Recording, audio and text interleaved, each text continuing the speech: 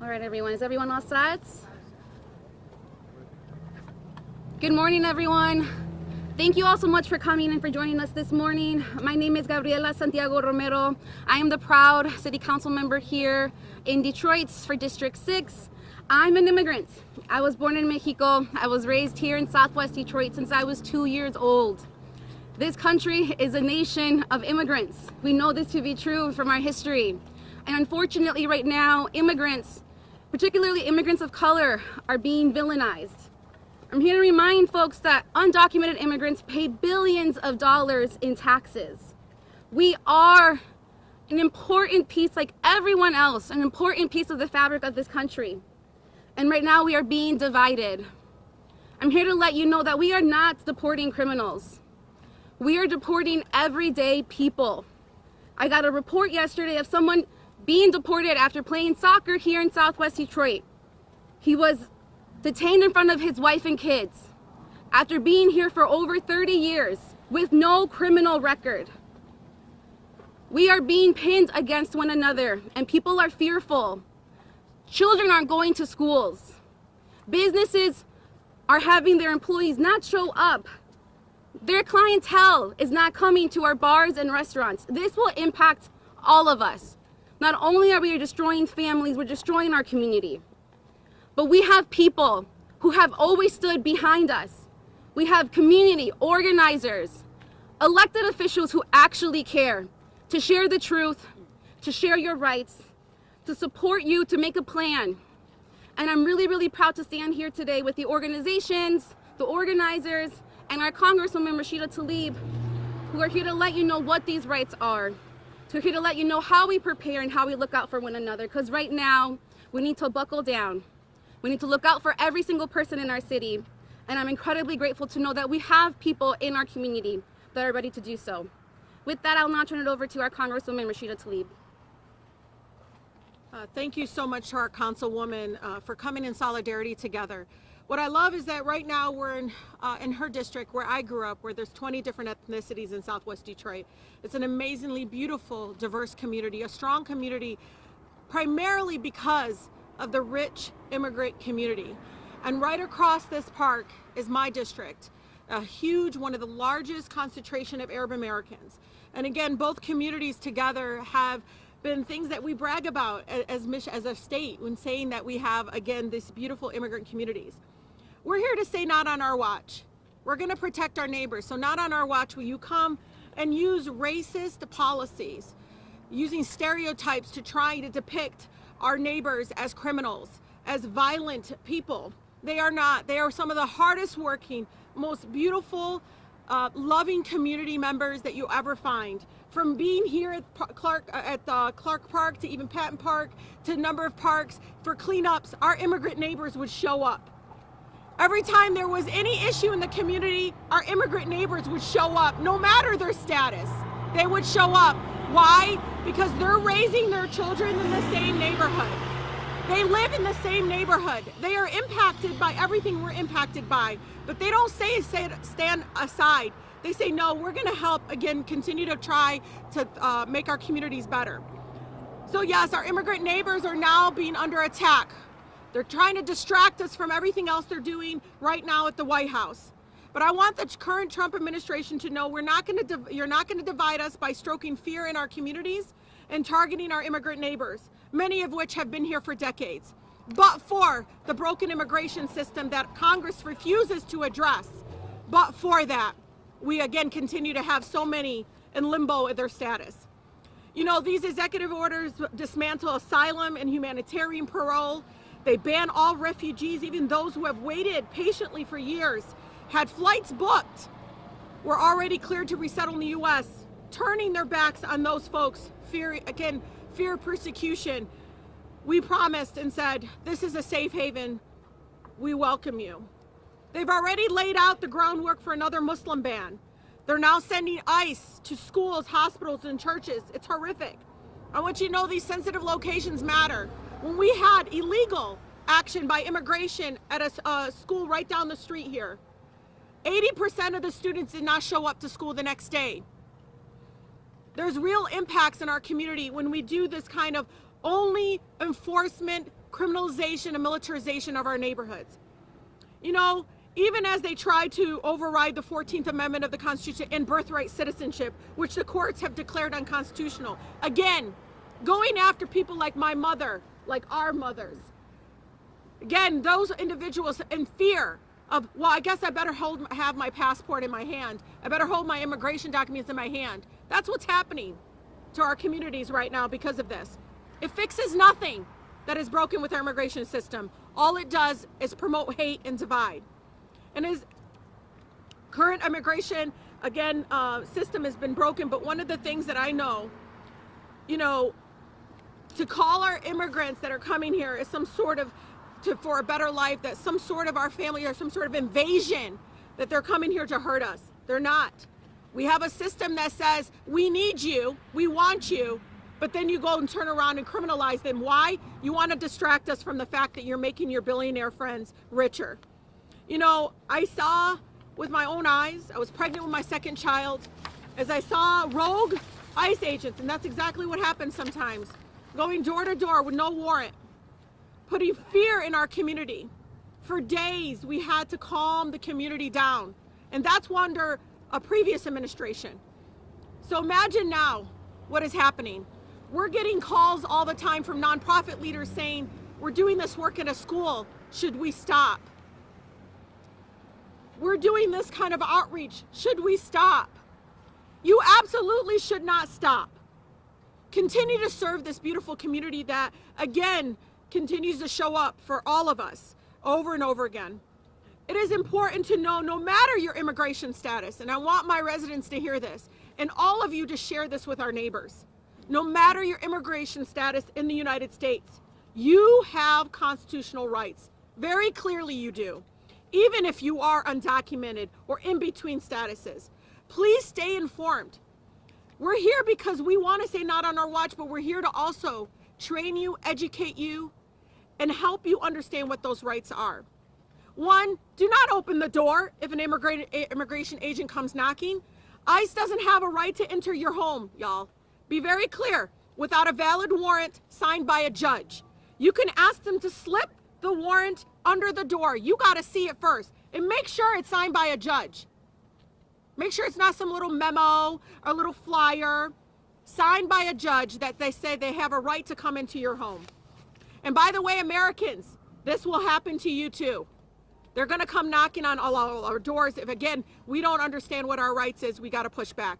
Do not answer any questions about to an immigration agent if they try to talk to you. You have a right to remain silent. Yes, you have that right here.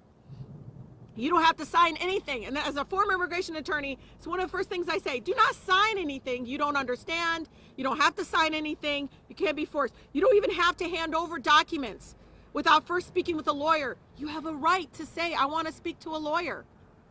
You have a right to do that. Ask for that. Do not share personal information or provide false documents. If you are in public, ask the agent if you're free to leave. You can say, hey, I know you stopped me, but am I allowed to leave? Do you have any right to keep me here?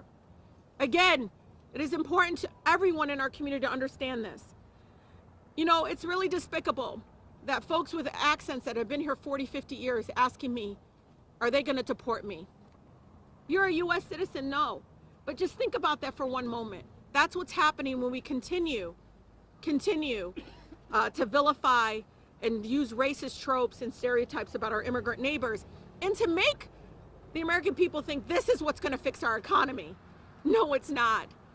It's the continued policies that continue to make those people that were standing behind the president during his inauguration some of the most wealthiest, richest people. That's what's making our economy fail, is because we're continuing to allow price gouging in those folks. I want you all to know there's more legal advocacy groups now aware and ready to help. We had to go through this before in previous administrations, yes, Democratic administrations. We got to prepare ourselves and again, make our community know that we have their backs. And so make sure that you, again, reach out to each other, share information. We're now talking to faith leaders, many of which have a number of beautiful, diverse members of their congregation, to ask them if we can come in to do Know Your Rights. We got to, again, stay engaged and stay alert. You know, because I'm going to cry saying this. when you see a child go home to an empty house and the neighbor comes out and says, "I'm sorry, but immigration took your parents," do you know that child ends up in our foster care, separated from their family members? I've seen it. I've seen it. I was at Priest Elementary School a few years ago, and I couldn't believe this beautiful Latina young girl, long, beautiful hair, crying because she didn't know what happened to her child, to her parents. I want you all to know, all the immigrant families, we are going to prepare you to know what to do with your children, to sign documents, to make sure that you know where your child is going. We're not going to let them separate our families, divide us, militarize our communities where we have to carry documents all the time, worried about being stopped. We're going to make sure that you know your rights, and we're going to fight for you. This is not how you, again, promote policies that make everybody come together. This is exactly the fear-mongering that they want to distract us with and want to promote, because they have no plan to better our lives. All they can do is come after communities like ours. So we say, not on our watch, protect our neighbors, and we're ready to fight back and say, not again. You will not separate those children from their parents. You will not vilify. And for all our immigrant neighbors, I love you. I know you work hard. You are not criminals. You are not rapists. You are not these things they say you are. And just to be clear, and Gabby and I talk about this, no one wants criminals in here. Go ahead and do that job. But do not vilify a whole community and make up that somehow they are here invading our communities, when all I see is beautiful businesses, beautiful parks, everybody. They're showing up in a way that I think we don't always get to tell those stories. But we are a nation of immigrants, and I'm proud that we are a nation of immigrants, and I want to continue to be a nation of immigrants that is loving and welcoming. With that, I'm going to have one of our amazing advocates, Ruby, Michigan Immigrant Rights Center, of course. I know they've been working really hard, been working extremely hard to try to educate people about what their rights are, but also to make sure they have free legal services so that you, again, are prepared to be able to talk to a lawyer. Do not sign anything. I'm going to say it again, because as somebody that practiced, do not sign anything. And again, it's important that you can stay silent and ask for it. But with that, Ruby.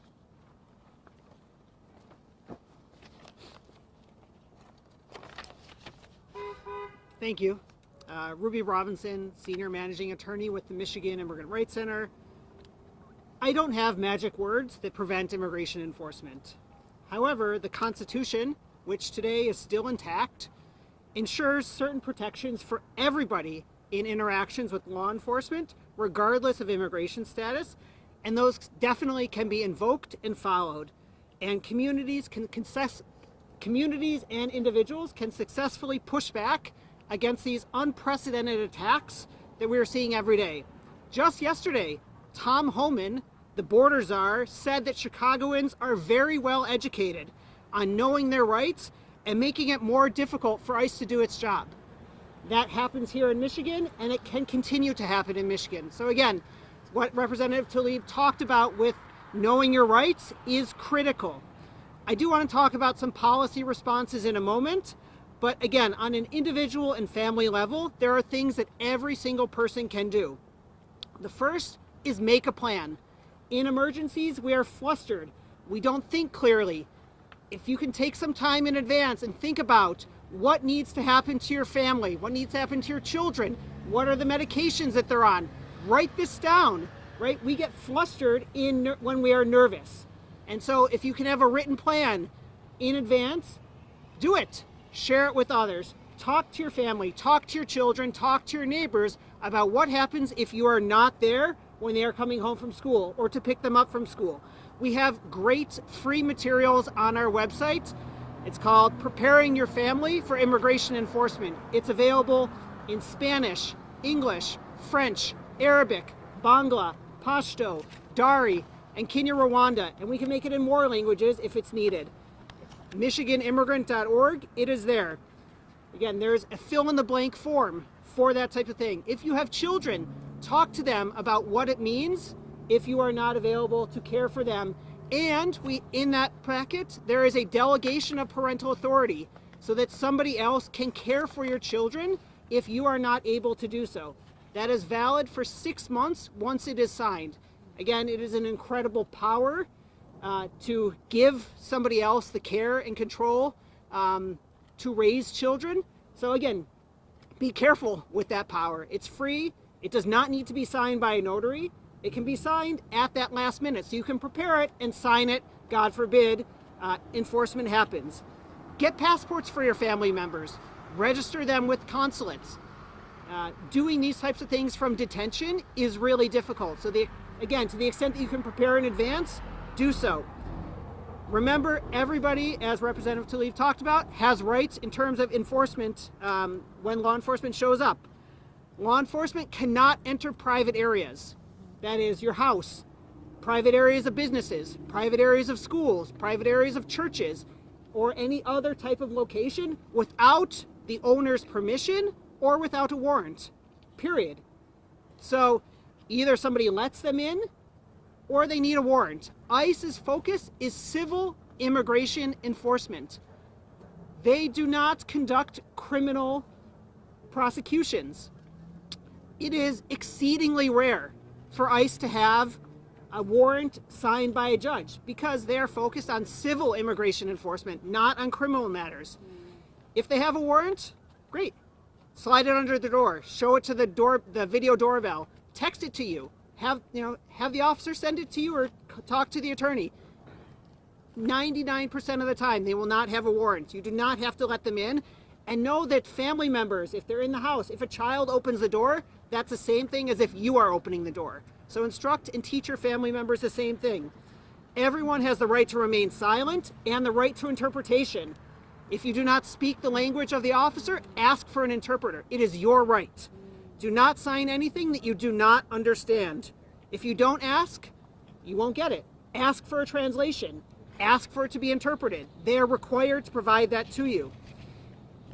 Last week, we saw the expansion of what's known as expedited removal. This is a power that has existed since 1997, but has been used primarily at the southern border for people who have been in the United States for less than 14 days. That power has now been expanded to people who have been inside anywhere in the United States for less than 2 years. And it allows ICE to summarily deport people without a hearing before a judge. That officer issues a deportation order. So if you have been in the United States for more than 2 years, my recommendation is carry one piece of documentation showing that you've been here for 2 years or longer. If you have been inside the United States for less than 2 years, and you fear returning to your home country, it is your affirmative obligation to tell that officer, I fear returning to my home country and I want a hearing before an asylum officer, a credible fear interview. As long as you can demonstrate that there is a significant possibility that you could be harmed in your home country, they will not deport you. You have to have this opportunity for an interview with an asylum officer. One of the saddest things that I see as a practitioner every day are people who are permanent residents who make a mistake and now they're sent to deportation proceedings. Either they're going to be deported or it's a very expensive process to prevent their deportation. So if you know people who are permanent residents, encourage them to naturalize. There is assistance across the state to do so, and please naturalize. Once you are a U.S. citizen, you cannot be deported from the United States. Law enforcement may mislead our communities. Don't be fooled. Trust yourself when law enforcement is telling you something. It may not actually be true. We talked a moment ago about DHS rescinding its sensitive locations policy, and this definitely, the fear and the anxiety that creates about enforcement actions happening at school, at churches, at at hospitals, that is real. Sorry, I was gonna wait for the truck to go on, but yeah, exactly. Finally, I want to implore our local leaders to work with us and immigrant communities to craft necessary policies to not ask about immigration status or to not honor detainer requests. Doing so ensures and keeps our communities safe. If people are fearful of contacting the police because they think that they might be targets, they're not going to contact the police, and crime will exacerbate in communities. And actually, in communities where there are higher immigrant populations, there actually is statistically less crime because of policies that support these communities. So again, both here in Metro Detroit and across the state.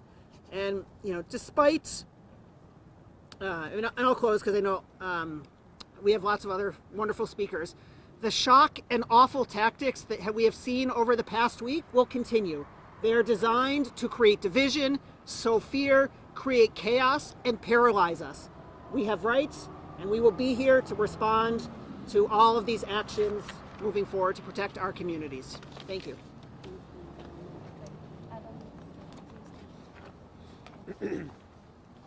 Good morning, everyone. My name is Adonis Flores. I am the training director with Michigan United.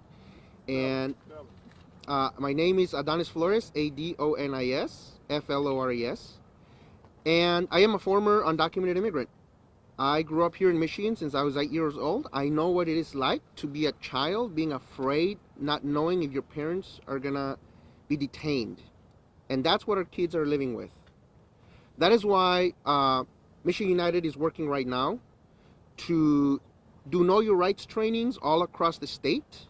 We want to train volunteers that want to learn how to do this and help people organize plans before an emergency happens. So we're calling on all families, whether you're American or not. If you know someone who is an immigrant of any status and you want to be prepared to be able to know how to act in case of a detention, come to these trainings.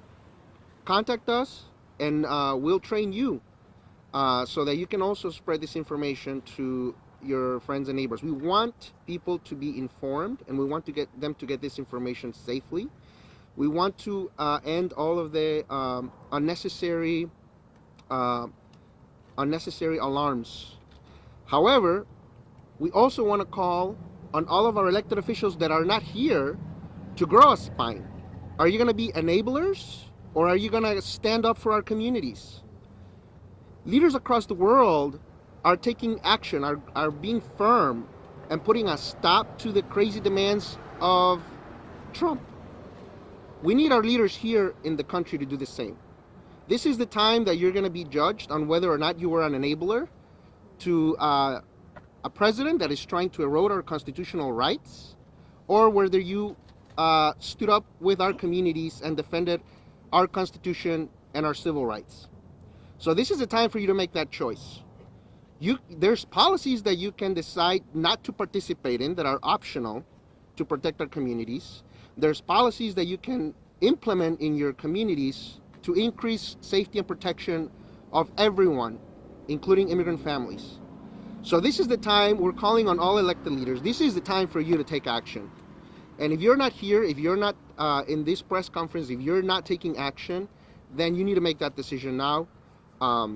So we're also calling on all of our community members. We are not powerless.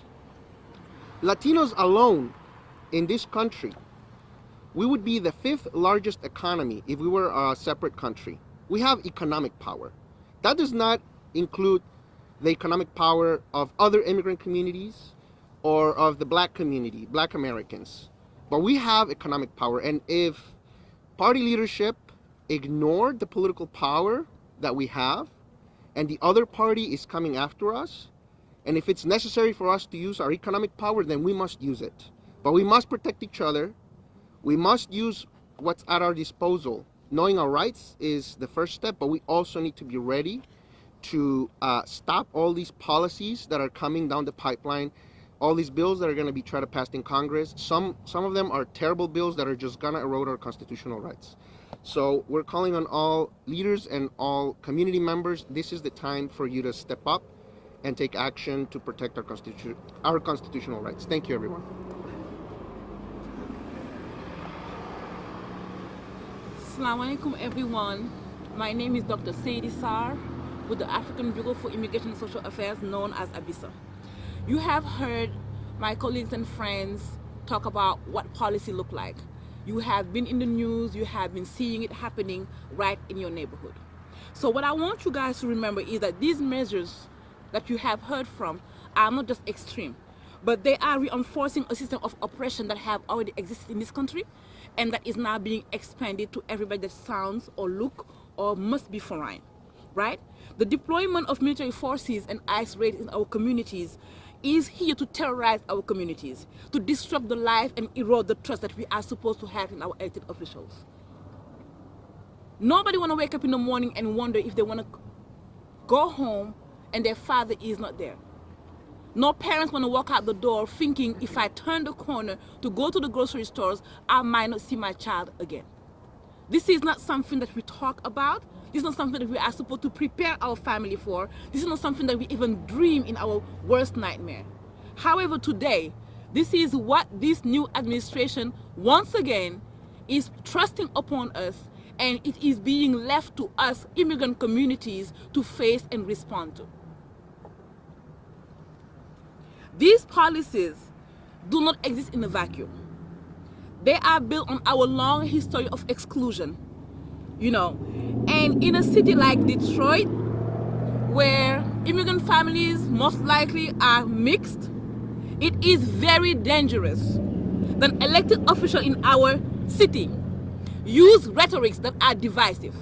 It is very dangerous that elected officials in our city are telling half of us, you are welcome here under this condition, and the other half of your family is not welcome here. This is totally hypocritical, because family values are not only American values. Immigrant families value their loved one as much as anybody else. And we are not gonna stay here and be torn apart. We're gonna stand for it. We're gonna stand against it. We're not gonna stand for any rhetoric or any law that is untitled or that is trying to make sure that our community is divided and our families are torn apart. Last week, I received a call from a student, an immigrant student in Grand Rapids. Her sister called me and said, my brother was picked up. I said, what happened? Monday, his initial visa have expired. We are in the middle of the semester. So he have to renew his visa, but he is in the middle of the semester, and when he put in his application, his renewal is gonna come back for the next semester. On Wednesday, he got picked up because he was 2 days out of status. Today, as we speak, his lawyer is fighting for him to get bail. I didn't say criminal. I didn't say he broke any law. I say his status was expiring in the middle of the semester, which happened to a lot of students, and he had to just renew it, which he had been doing every year, so on and so forth. But this year is different. So now he is in jail. Today he had to go for a bond hearing that's gonna decide if yes or no he's gonna let go. If he don't have bond, then he is in detention until his situation can be, or maybe he will be deported before. If he is given bail, now the community have to come and raise money to pull him out of bail.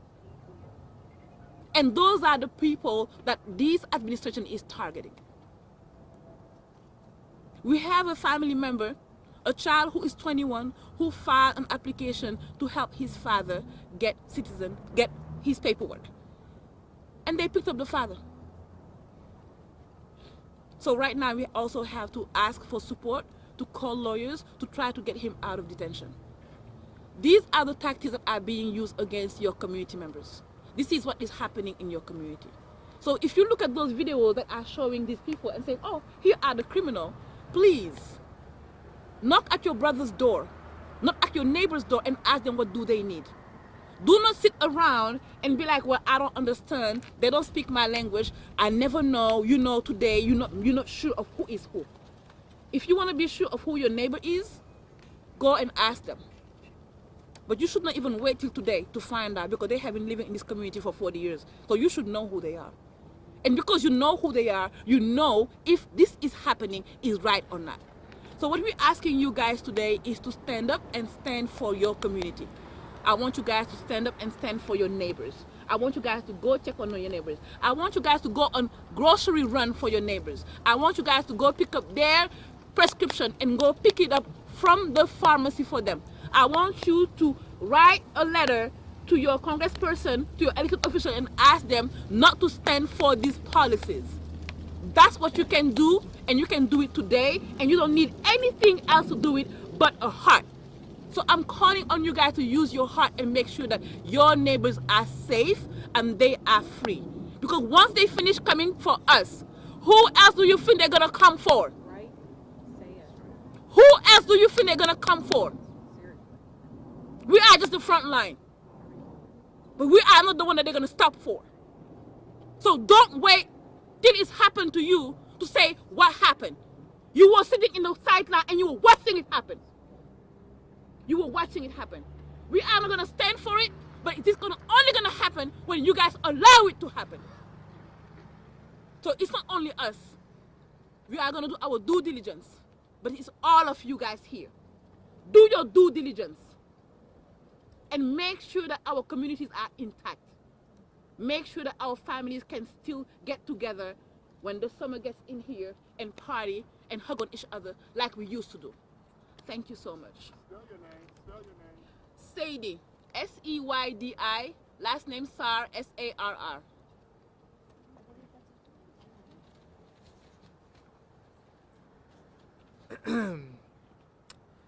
Good morning, everyone. Sadie is always a tough act to follow. My name is Ramis Wadood. That's R-A-M-I-S-W-A-D-O-O-D. I'm an attorney at the American Civil Liberties Union of Michigan. Now, over the last 10 days, we at the ACLU have been working around the clock to analyze and challenge all of these executive orders that President Trump has been putting out to do things like ramp up ICE raids and end birthright citizenship. And while all these executive orders have their own legal and moral issues, one thing is clear across the board, which is that the cruelty and the chaos is the point.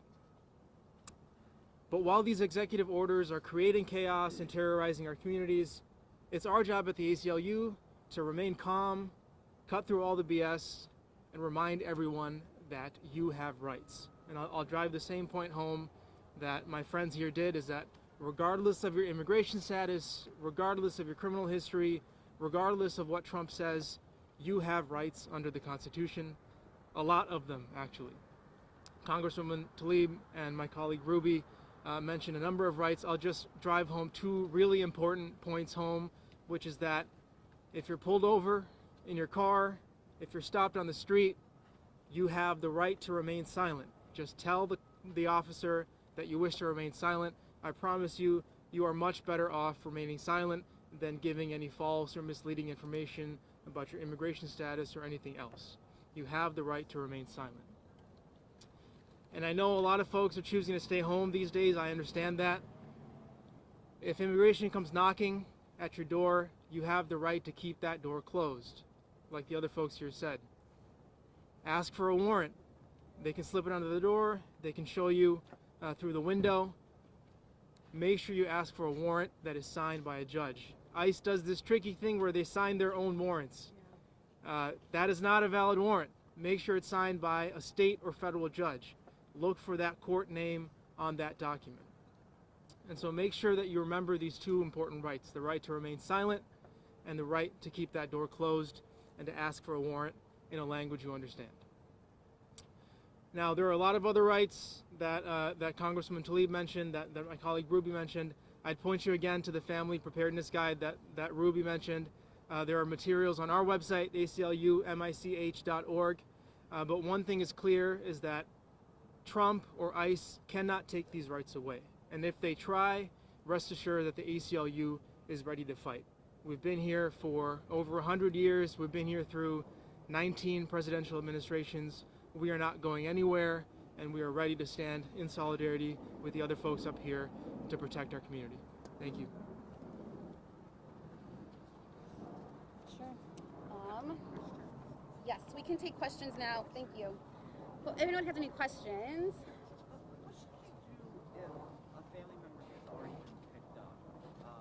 Ruby. Yeah. Great question. The question is, what should you do if a family member has already been, quote, picked up? So the person who's been picked up, they have the right to talk to an attorney if they wish. We talked a moment ago about remaining silent. If somebody is actually being arrested, my recommendation is to ensure that they actually use their real legal name and tell that to law enforcement. because otherwise family members or friends or attorneys can't find them in the detention system. And so you can find them as family members or friends by going to the ICE online detainee locator system. It's on the ICE's website. You put in their name and their country of birth, and you should be able to find them there. There's another website called VineLink, VineLink, and that checks state and county jails and prisons. And so that is probably going to be updated a little bit more quickly than the ICE online detainee locator system. The online detainee locator system takes about 24 hours to update. The VineLink should be much quicker. And finally, when people are detained, sorry, I'm going to wait for this cement truck. Is he allowed to?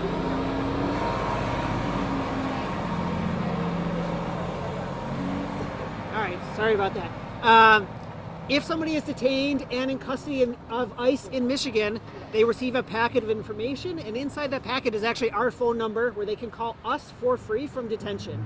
There is a direct line to call our office for free. I will also just say that over the last 2 weeks, we have seen a triple volume of the phone calls of people looking for assistance.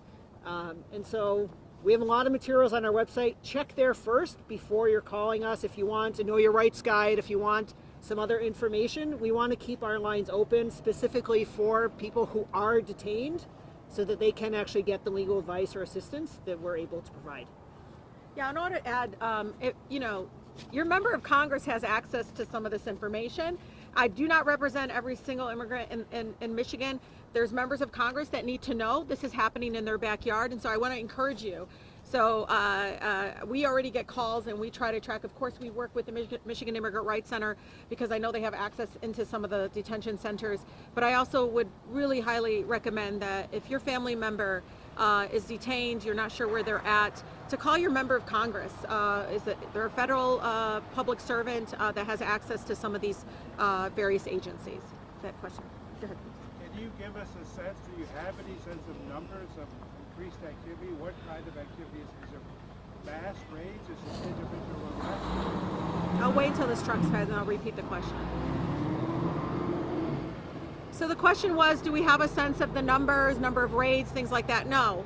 I can tell you, I'm on a number of group chats with members of Congress all over the country that haven't seen necessarily what we would call raids. I mean, I would define that as like a whole operation into one site.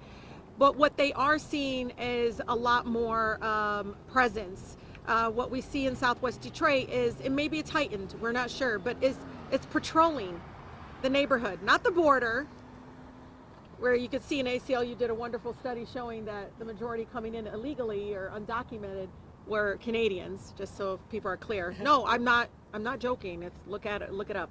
But it is this constant kind of presence. One of the things that we always had was the sensitive locations. I mean, I used to talk to them all the time, like, look, I know you want to sometimes go to the restaurants, maybe come in your unmarked vehicles that you use for operations versus some of the marked vehicles. Or we see, again, more heightened awareness of their presence. I can tell you, I remember, people telling me that, they've never seen them kind of stop and just watch over, in that way. And so that's what we're hearing. We're continuing to get confirmation, but to get the exact numbers, no. I do not understand that somebody should get his license. Take a picture of that. Can somebody take a picture? He's not supposed to go down the street. So,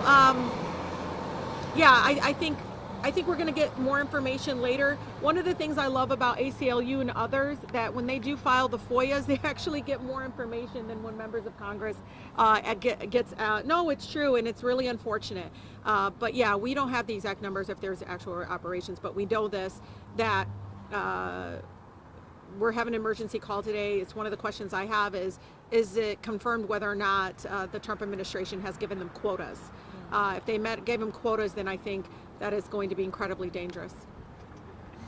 Question. Talk about the issue of local law enforcement, police. Do you have a message for whether local police should cooperate with ICE? Or Yeah. What would be your message to local So I know in Detroit specifically, many of us advocates years ago worked with then Council President Ken Cockrell. Part of our racial profiling ordinance in Detroit is not to ask for a person's immigration status. This is really important because we don't want to promote racial profiling in the city of Detroit. That's still part of our racial profiling ordinance in Detroit. I know a lot of other very diverse communities in my district do not ask for immigration status. So say you get somebody, you stop them, give them the ticket like you do anybody else. Because they have an accent, you might suspect, they don't call immigration. They try to, again, give them the ticket, have them go through the regular process through the courts. But I know for a fact that, again, it's illegal in the city of Detroit to ask somebody about their immigration status. Just really clear about that. What role does the Detroit police have in working with ICE? Oh, I don't know if that's council member. So the mayor has said that he will have police work with ICE if there's a detainer for the residents. As was just mentioned by Adonis, we're looking for something different because we are making choices to work with ICE because we can make the choice to not do so. But currently, as the mayor stated, he will be working with ICE and having DPD share information with them if they see that the person that they detained or that they have has a detainer for them. Yeah, but I want to reassure immigrant neighbors that are a bit worried about that. Your rights don't change because of that. Just we're clear. I want to get your question and then I'll go. Yes. Yes, I actually have a question for Councilman. Yeah. I know that a lot of schools, including Detroit Public Schools, have vowed to protect their students against race. What is the vibe that you're getting in the community right now? What is the mood? Are people not sending their kids to schools out of fear? And also, do they trust that the school district or schools will follow through on this action? So the questions around schools and how this is impacting our schools, I'm getting messages from teachers that are having empty classrooms because children are not going to schools right now. Teachers and principals are scared. They don't know what to do. And then with the message from President Trump saying that they're no longer a safe space, they're now confused. But as we just heard, it's a private space still. You can still keep the doors closed. It's going to be important that our schools are trained, that they also know their rights. I know that we have leaders in the community that are working with Dr. Vitti, asking that he provide at least virtual schooling for students that might be scared to go to their schools right now. So we have to meet people where they're at, but right now people are scared and they're not going to school. I want to add just a little bit that this is not just in Detroit, but it's statewide. And so the state superintendent issued guidance recently about access to public schools and about safety and privacy in public schools. And we have additional materials on our website for school districts and individual schools, daycares, etc., to basically do an audit of what are their policies, what are their practices, and ensure that there is training so that school should be the safest environment for kids to be in. And as long as schools and school districts and administrators understand and train their staff about where to permit law enforcement and where not to permit law enforcement, they can and will continue to be those types of safe environments. And there are federal laws that protect the privacy of students in these settings as well, and those need to be followed. And again, when they're not, it endangers student safety, student learning, and erodes democracy writ large. Yeah, I had to remind a health center in one of the schools that the privacy law. I said, what you have is HIPAA privacy. You do not have to share any data or information or have them have access. And doing so violates the law. Yes, it does. In this region, are there a list of judges? And she said that ICE, a lot of times, sign their own. So that somebody would know the names. Yeah. Of the So the ICE has what's known as an administrative warrant, and it just says the Department of Homeland Security on the top of it, and it's signed by the officer. That's it. It just says it's an administrative warrant because it's civil law. ICE does not participate in criminal operations as a default practice. And so there's going to be no court that will be issuing warrants for ICE civil enforcement. So just to be clear, and I'm going to, sorry, Ruby. Yeah.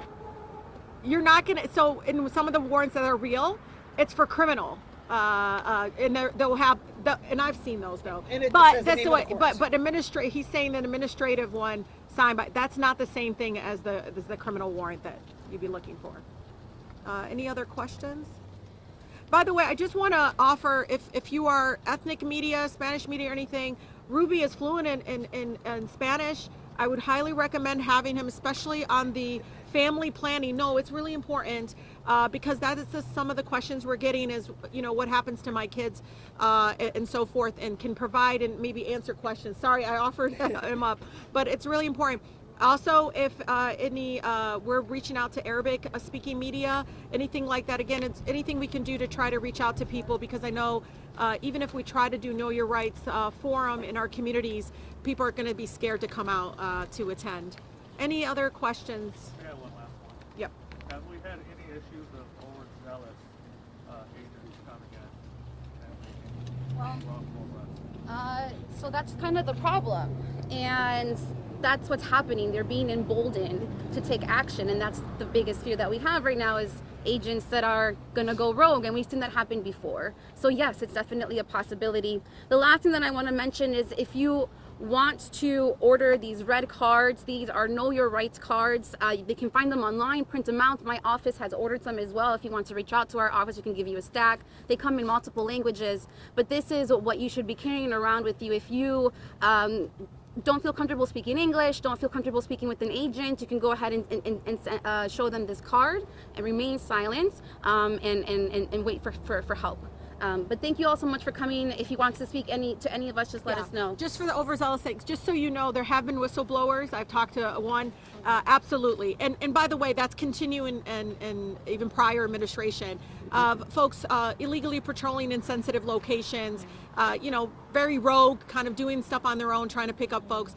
And just so you know, a lot of our, you know, there's field operations. I call them the folks in the blue uniforms. We teach our residents the difference versus Border Patrol in the green uniforms.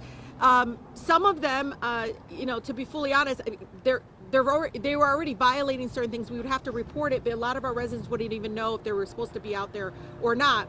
But I've had people actually from the agencies call me and say X, Y, and Z is happening, and we have to report them. They get trained on the southern border and they come here, and it's very different culture and atmosphere here in a sense that you know, I don't know what it is, but there's some different, and I can always tell because I said, did they just get here? Because the northern border is a bit different. Not to say that it's same rights, but